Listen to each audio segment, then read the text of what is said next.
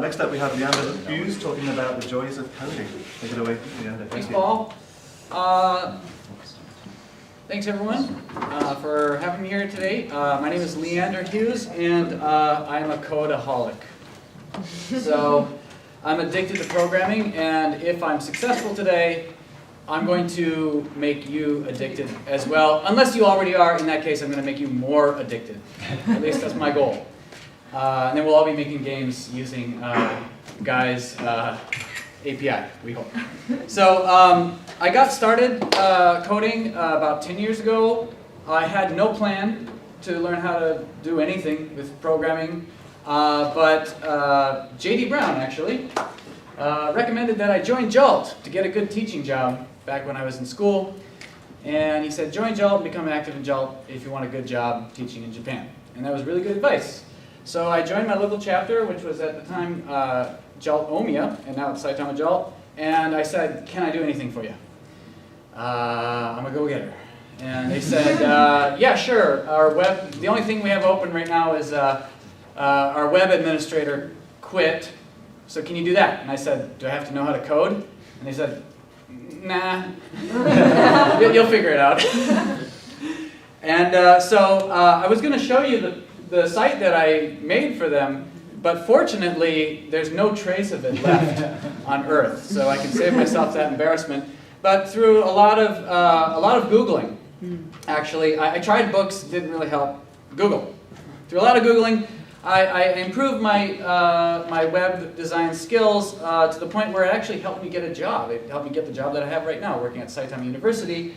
I promised them in the interview that if they gave me the job, I would redo their website and make it look, at the time it was kind of like an early 90s kind of deal.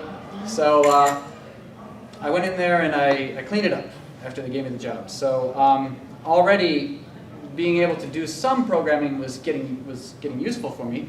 But I hadn't really got, into actual real programming. I was just kind of doing the web design thing, HTML, CSS, very tiny bit of JavaScript, just Google, right? Until one day when I was thinking about extensive reading, and I was really, really enamored with extensive reading. I thought, oh, this is the greatest thing in the world, except it sucks because of the word problem. It's the exact kind of problem that Lexical Word Engine was designed to get students through. It's the problem of there are too many unknown words in interesting texts, right? And if you take out all those unknown words, it becomes less interesting, doesn't it? So I didn't, my department, actually I showed my department Lexical Word Engine back then, but they're like, nah, we don't have the money. And so I was like, oh, all right, well, it's okay. I'm going to make like a ghetto, I want to make like a ghetto style app that will kind of help them maybe, they can put a text in that they want to read, but it's got hard words in it, and maybe it'll help them find the words that they don't know, they hopefully don't know yet, and so they can study those words on their own before they try reading it, and then it'll kind of turn intensive reading, which is not fun, into extensive reading, which is fun. And so I thought, there must be an app like this out there that I don't have to pay money for. There wasn't. So I was like, oh, this shouldn't be so hard to make this, but Google wasn't enough this time. Fortunately, I had a friend, his name is Kaz Werzinger, and he taught me about 14 lines of code. Here they are. Not the exact same lines, but doing the same kind of thing. And basically, this is a super, super, super simple version of what I wound up creating, which you have a list of easy words, high-frequency words, with I'm throwing in words that like zebra and apple, which are less high-frequency, but we know our students know that, right? Apple pen, pineapple pen. And then the text that the student is going to put in, and I just have it as a variable here. And what this code does is it replaces everything that's not ABCs, okay? And then it splits the text into individual words, and then it checks each word against the list of easy words after putting them into lowercase. And if it finds them on the list, it doesn't care about them. But if it doesn't find the word on the list, it adds them to the hard words list. And this is my super ghetto version of Lexica that doesn't actually teach you. And it has just by chance, it's called Lex, with 2 L's, not 2 X's. Not to really confuse everybody. But it's Leander's Lexicon Extractor. This is the most recent version of it. The design has got a completely new look, thanks to John Finucane, friend of mine, from back in the Saitama JALT days.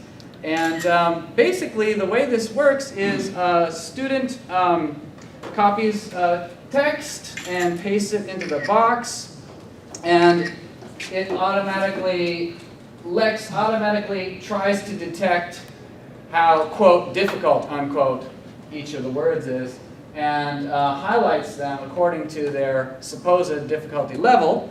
And at the moment, the easiest levels are not highlighted, but if a student clicks on them, it'll show the easier level 1 and level 2. And most students know level 1 and 2. Most of our students probably know them, and maybe, whoa, where did I go? They know that, and they probably also know level 3, a lot of our students. But these levels, after that, they might not know. Text, they do. That's kind of, should be on there. But it'll list the words, and then what they can do, it won't give them flashcards. They gotta kind of do it old school by using a Japanese English dictionary or Wiktionary or thesaurus.com or how'd you say. It just links. It'll make automatic links to these sites. And so, for example, a student can click on Weblio, and then they might click on Extract, and it'll do a nice little pop-up window here and show them extracting Weblio. And it's really tiny here, but you can see it in Japanese there.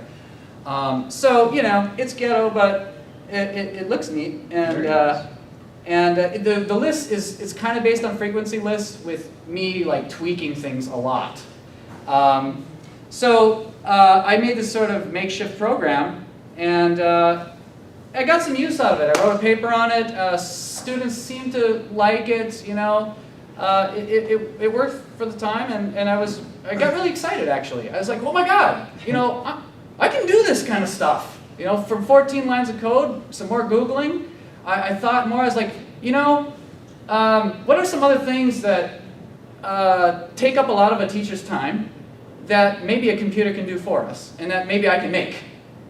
And so I thought of another thing, and I thought of it when I had this kind of situation. So here's a student, his name is Namake Mono, and he's writing a paper. His assignment is to write about plagiarism.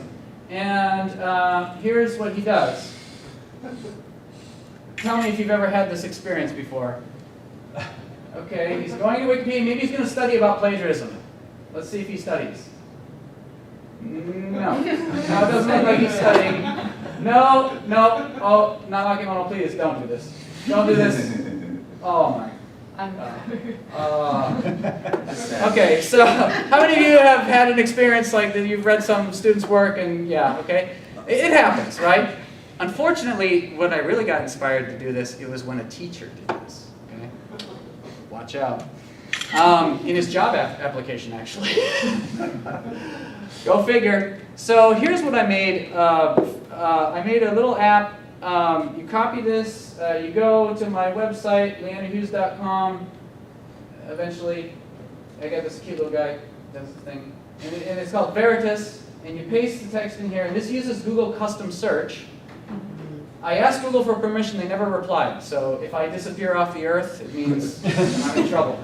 And this is what it'll do. It'll just search. It'll just search every part of the text. And it'll see if it comes up with enough hits to suggest that this may be plagiarized.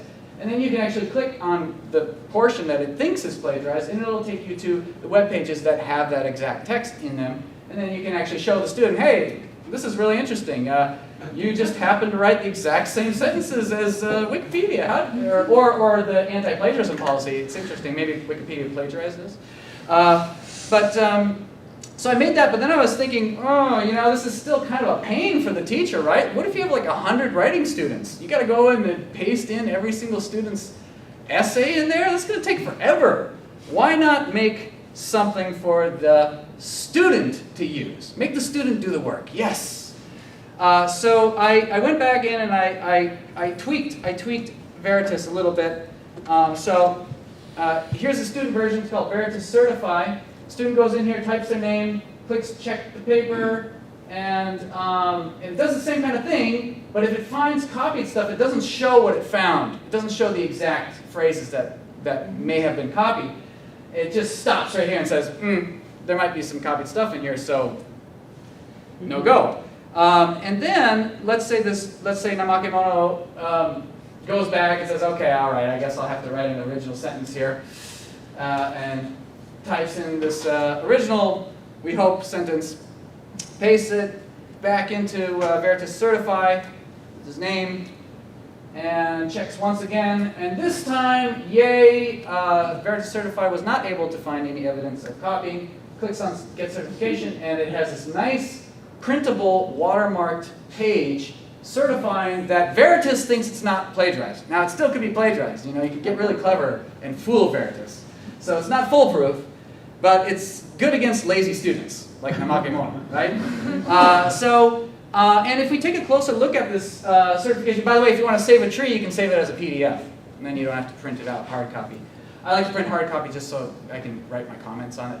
But anyway, if you look at the certification, you might think, well, you know, what if you have a very creative lazy student who decides that they want to actually make a fake version of this watermark, right? So I was thinking about that, and so what I did was, you can see here, very faintly it says Namakemono, and you got the date here, and then you have some gobbledygook, a serial number. And then if you look closely at the serial number, it says NM here. What does that stand for? That stands for Namakemono. Well, Namakemono could probably figure that out. But what Namakemono probably couldn't figure out is the POB, pop, and the DOG, pop, dog. That was just a coincidence. That's really weird.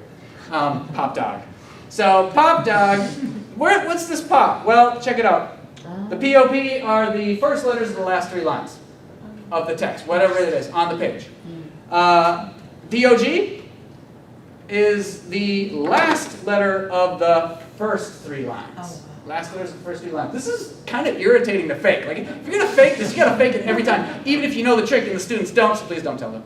I'm not going to tell you the last bit of the code, but you can probably figure it out if you like crossword puzzles and things like that. So anyway, it was a lot of fun making this. It was really challenging, but this thing is useful. I use it a lot. It's, you know, I'm tired of giving the, you know, don't be like Obokata speech. You know, don't plagiarize. It's bad. Just use this. Very cool. And so I was thinking, wow, I'm now totally addicted to code. Code is so awesome, but why do I think this? Why do I like coding so much? I mean, obviously it's useful. That's obvious, but. So I was thinking, you know, coding and teaching English really complement each other a lot. They have, you know, different kind of good points to them. So one great thing about teaching is it gives you eventual fulfillment, we hope, right? I mean eventual because it takes time. It takes 10,000 hours probably of experience to become a great teacher, sadly.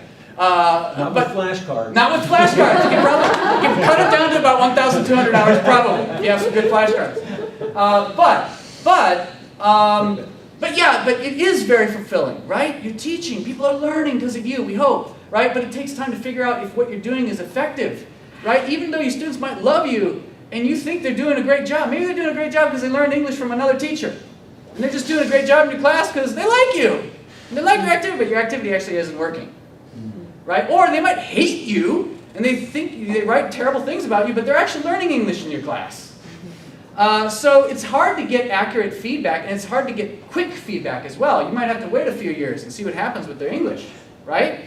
So coding, on the other hand, gives you instant gratification. Like, boom! You know, you write a line of code, it works! Or it doesn't work. But even if it doesn't work, there's if you're doing web programming, open up your console, look in there, and you'll probably get a little red message telling you what line that error is probably on. It's not always correct, but usually it is. Usually it's a spelling error, by the way.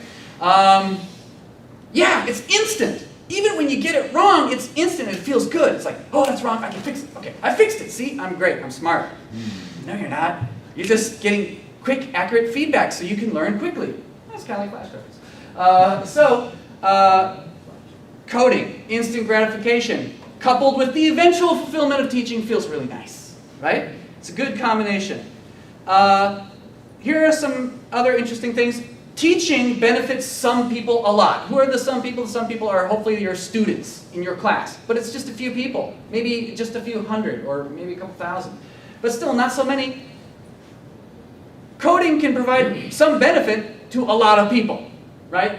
You might not benefit them as much as you benefit your students directly, but you can maybe help a lot of people make sure they don't plagiarize. I use that thing, by the way, for my own papers just to make sure I don't accidentally plagiarize. Right? By the way, for natives, you can set the word count for the teacher's version. For natives, I would set it to 13, not 10, just because we tend to use a lot of set phrases and stuff. So, but anyway, yeah, so you can benefit a lot of people all around the world, even after you're dead. So it's really cool. I mean, you can do the same thing by writing a book, but this is like writing a book that moves around and does stuff. So another thing great about teaching is social engagement. We can be engaged with our students and feel like, you know, we have these valuable relationships where we're building knowledge together and exploring new ideas. Coding, on the other hand, gives you peace and quiet. You just sit alone in your cave and code. Even when you're working on a big project, you often wind up just doing your part by yourself, right? And it feels nice. It's a nice break from all that social engagement. So teaching times coding is a really good equation. And here's something that they both have in common. Creativity. You have to be creative for both of these, right? In different ways, maybe sometimes in the same way.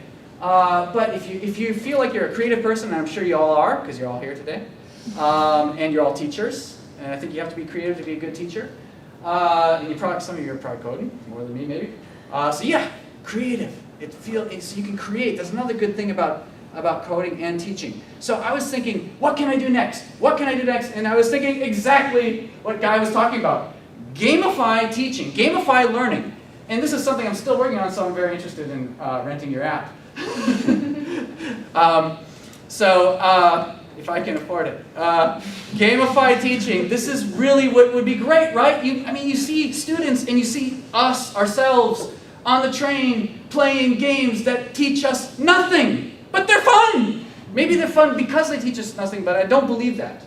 I don't believe that. I think we can have addicting, fun games that we play, that make us learn, and we keep playing despite the fact that we're learning. Even if we hate English or hate whatever language we're trying to learn, we keep playing it, like Angry Birds. I wound up playing that game so much that actually I started hating playing it, even though I kept playing it. I was so addicted to it.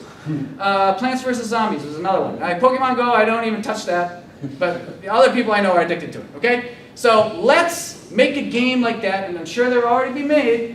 Let's make games like that for learning vocabulary, for learning grammar error, learning grammar. You guys are doing it, but let's do it more. But then I told this to my friend, Larry Cesar, another JALT, longtime JALT member, and he said, wait. Gamifying learning is great, but why don't you teach gamification? Why don't you teach your kids, your students, how to make their own games and use English to do it? And I was like, oh, okay, you're just being a smartass, right? Because that's too hard, right? Just learn how to code is not, I did learn just from Google. Okay, maybe I can try it.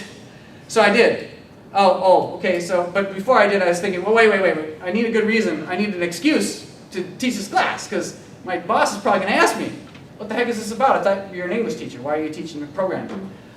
So my excuse is, English is useful, programming is useful, and programming uses English. Here's the official website of the Japanese government. You don't see much English on there, but when you look on the inside, you see a lot of English. This is the HTML code inside of that page, and basically everywhere, there's more English than Japanese here. And this is English. It's programming, but it's English. It has the same basic meanings. So when you teach programming, you're teaching English, okay? And you're also teaching kind of high-level English, oftentimes, academic English. So, yeah, I have an excuse, right? So I made I tried, it's tough. I've been doing this for a couple years now, and I've had a lot of trial and error. And I decided that the best thing to do, even though it's a huge amount of work, is to put my lessons online as videos, because it just takes too long to teach it all in class. I can't do it. So I've been putting my lessons online, free for anybody to check out, They're for people who might not be so good at English and have no coding experience. Thank you. I'm going to hurry up. Have no coding experience whatsoever. So if that's you, check them out. And so they do this stuff at home, and then they come to class, and then they show me what they made. I help them with problems, and then they go back and they make their own versions. They use what they learned to make their own stuff. And so yeah, so you can, if you want to go there, you can go to my leanderhughes.com and, well, no, go to leanderhughes.com. Oh, it might not have a connection on the internet. It's okay. It's all, I saved it all on the USB-C. Okay. So go there, and here are the 4, I only have 4 videos on there so far. It takes super long to make these things. Here they are. This is basic HTML for like 0 knowledge of any kind of code. That's about 18 minutes. You can learn basic HTML in 18 minutes. CSS, about 36 minutes. You can learn CSS. Once you do these 2, you can basically make your own website. Like a decent looking website. I know because my students did it. Then we get into making a choose your own adventure game using HTML and CSS. No JavaScript yet. JavaScript is what makes things happen on the page, but you can do a lot of that with CSS. And then finally, not finally, but now I'm getting into teaching JavaScript, how to make something disappear and reappear, and play music, play sound effects, and the whole point is to make games.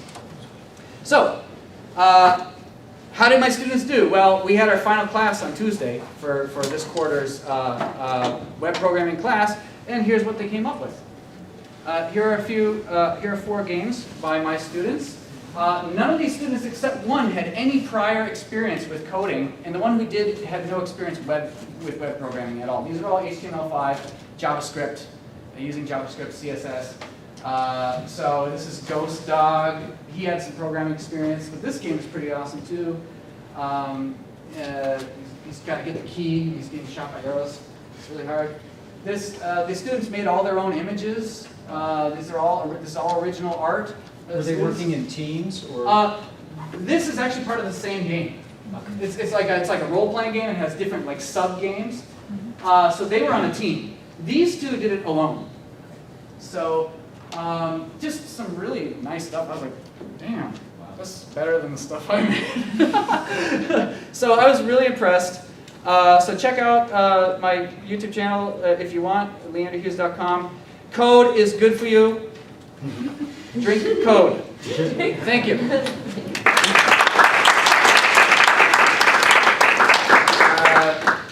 We have a couple of minutes for questions. We'll have the questions. Now's a good time to ask.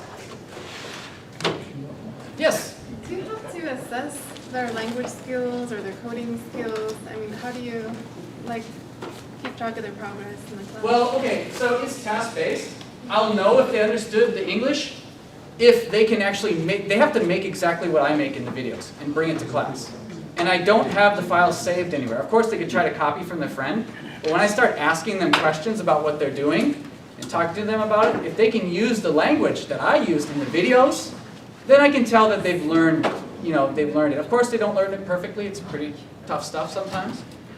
But, and then of course I grade the presentation and I grade their discussion in class. I have them do a lot of discussing about what they're working on and what they're having trouble with. Part of the presentation was they had to explain problems that they had to solve, challenges that they had to solve in their coding, and they had to actually show code and explain, I created this variable here, but it had the same name as this other variable, and so when I called it later on, it didn't, So yeah, that's how I do it. Yeah, you can really tell if somebody hasn't learned it, even if they copied it from someone else, it's just like, they don't know it. Yep. How does your plagiarism find it different from just doing a Google search of a block of text? It's not. The only difference is it does all the searching for you. It searches every single part of the text for you so that you don't have to copy individual parts of the text and put them in Google yourself. Yeah. So it's a very simple idea. Yeah. Researching on parts of the text, not the whole slab of text. You specify how many words and how long you want a section to be. So the default is 10 words, and it just takes the first 10 words, then it moves up one, and it just checks each one. It stops at sentences. If you have a sentence, it'll cut off there, and that's how it does it. Yeah, it's a very simple idea. And of course, you can fool it, but you have to work hard at it, right? To change a word here, change a word there, change a word there, right? So, good question. Any other questions? Yes? also give them like supplemental instruction to help them be able to explain? Yes. Yeah. Yeah, so you can't just say, hey, watch the videos and you should know everything. They watch the videos and then they have problems. And they come to class and you see the problems, and what I do is we all gather around, the student has problems. I'm like, hey, come here, students. I only have 7 students. We all gather around for this class. And I'm like, hey, look it, she's having a problem. What did you do here? What did you do? Oh, you need to do this. And that's how we work on the supplemental parts. Usually the problem that this student is having is the same problem that someone else is having. And they converse in English during that whole time? Yes, they converse in English. Slowly. I am having a problem with variable. Right, like that. Thank you. We might have time for more questions at the end, but Yeah. until then, please. Thank you very much. Thank you very much.